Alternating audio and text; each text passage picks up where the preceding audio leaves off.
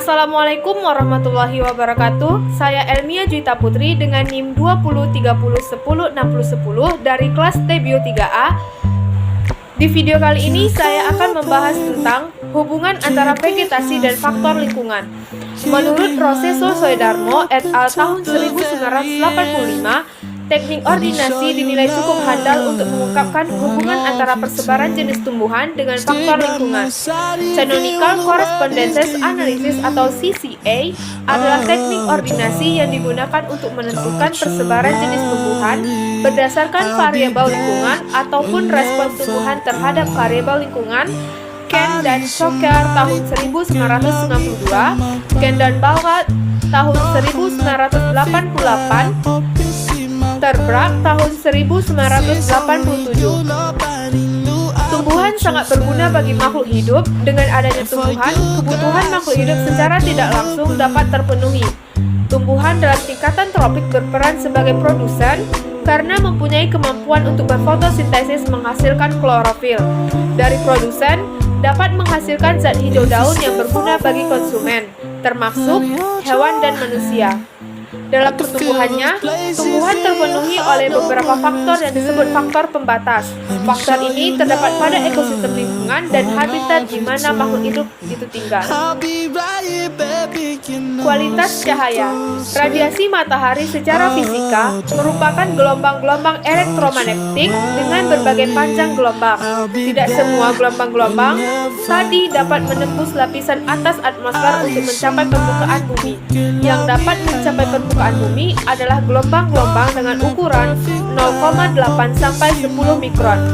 Gelombang yang dapat terlihat oleh mata berkisar antara 0,39 sampai 7,60 mikron. Sedangkan gelombang di bawah 0,39 merupakan gelombang pendek dikenal dengan ultraviolet, dan gelombang di atas 7,60 mikron merupakan radiasi gelombang panjang atau infrared atau merah panjang. Intensitas cahaya. Intensitas cahaya atau kandungan energi merupakan aspek cahaya yang terpenting sebagai faktor lingkungan karena berperan sebagai tenaga pengendali utama dari ekosistem.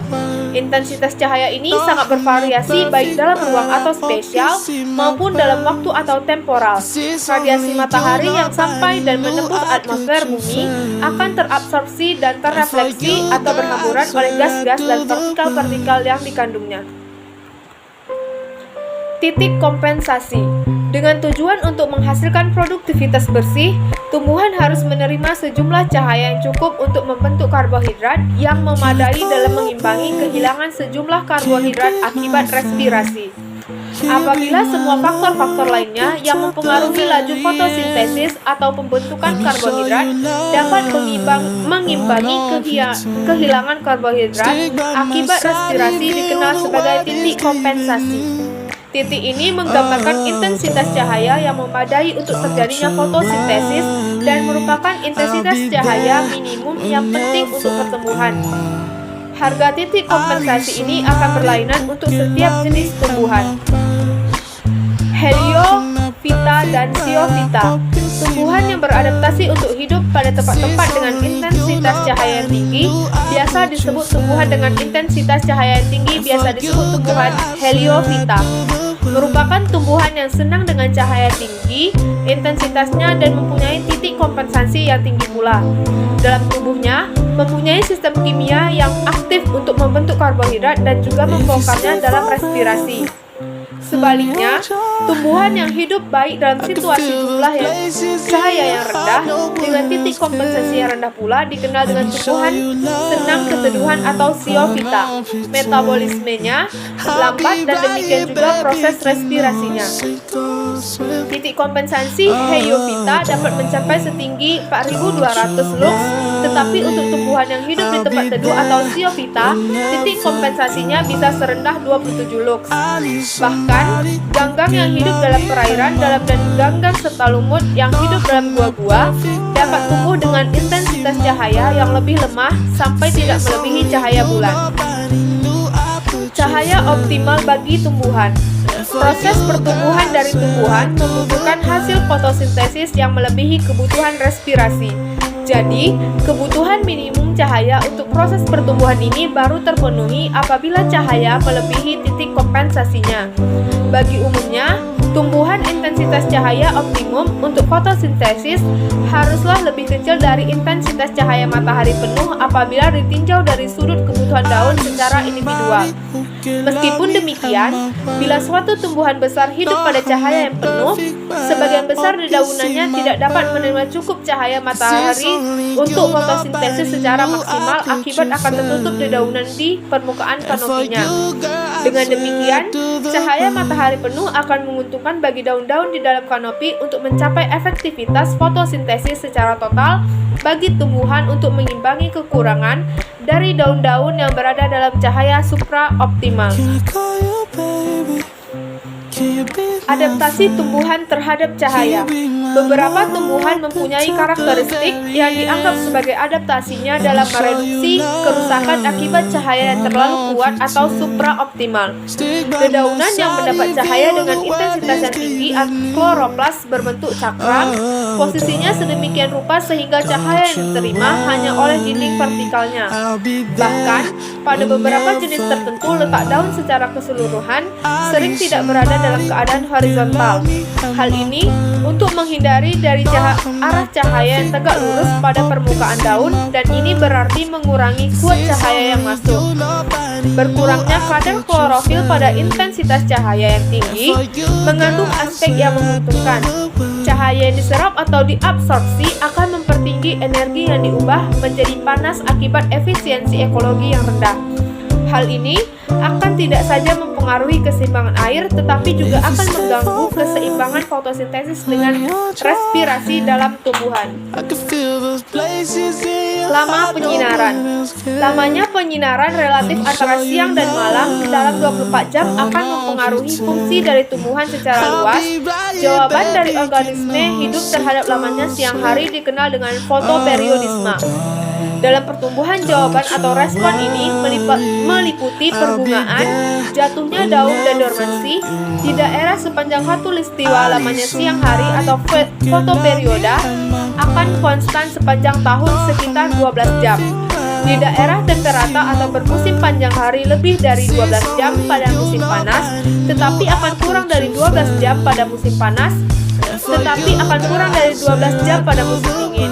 Perbedaan yang terpanjang antara siang dan malam akan terjadi di daerah dengan garis lintang tinggi.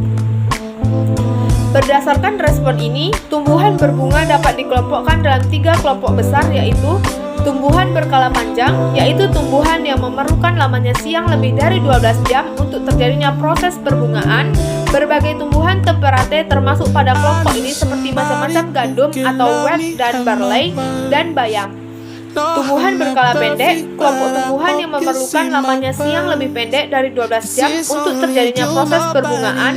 Dalam kelompok ini termasuk tembakau dan bunga krisan.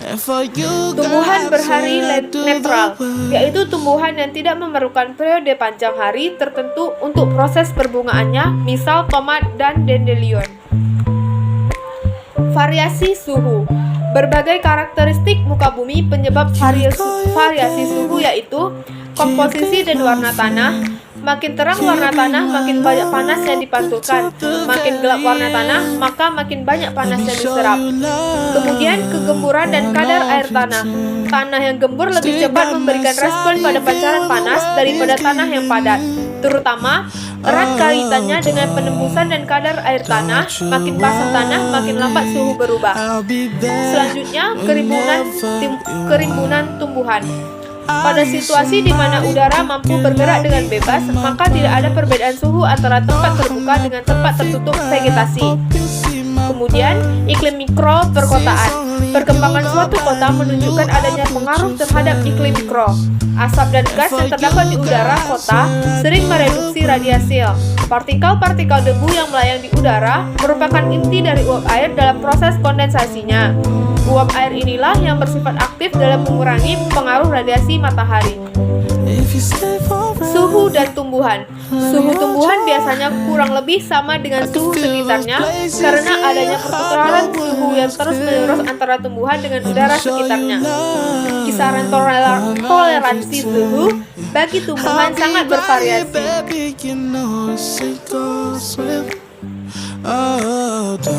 Untuk tanaman di tropika, semangka tidak dapat mentoleransi suhu di bawah 15 derajat Celcius sampai dengan 18 derajat Celcius. Sebaliknya, konifer di daerah temperata masih bisa mentoleransi suhu sampai serendah minus 30 derajat Celcius. Tumbuhan air umumnya mempunyai kisaran toleransi suhu yang lebih sempit jika dibandingkan dengan tumbuhan di daratan. Secara garis besar, semua tumbuhan mempunyai kisaran toleransi terhadap suhu yang berbeda tergantung pada umur, keseimbangan air, dan juga keadaan musim. Suhu dan produktivitas. Laju respirasi dan fotosintesis dari tumbuhan haruslah terjadi sedemikian rupa sehingga terdapat produktivitas bersih untuk tumbuhan. Umumnya suhu optimum untuk respirasi lebih tinggi dari suhu optimum untuk fotosintesis. Di atas suhu tertentu respirasi akan melebihi fotosintesis, maka akan terjadi kelaparan bagi tumbuhan tersebut. Hal inilah yang berperan dalam membatasi penyebaran tumbuhan dari daerah dingin ke daerah hangat. Termoperiodisme merupakan jawaban dari tumbuhan terhadap fluktuasi suhu yang bersifat ritmik. Hal ini dapat terjadi baik secara musim atau harian. Tumbuhan yang biasanya hidup pada tempat-tempat dengan suhu yang berfluktuasi berkecenderungan akan mengalami gangguan apabila ditumbuhkan pada tempat dengan suhu yang konstan. Kebanyakan tumbuhan akan tumbuh baik bila suhu lingkungan berubah-ubah. Misalnya, tomat mempunyai laju pertumbuhan optimum bila berada pada tempat dengan suhu siang 25 derajat Celcius dan suhu malam sekitar 10 derajat Celcius. Suhu dan dormansi.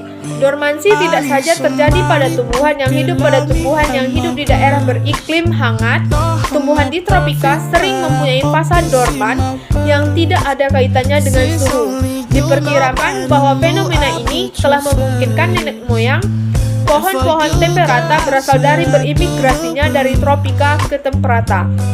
Sebagai gejala umum, dormansi diindikasikan dalam tumbuhan di temperatur sebagai jawaban terhadap fotoperioda.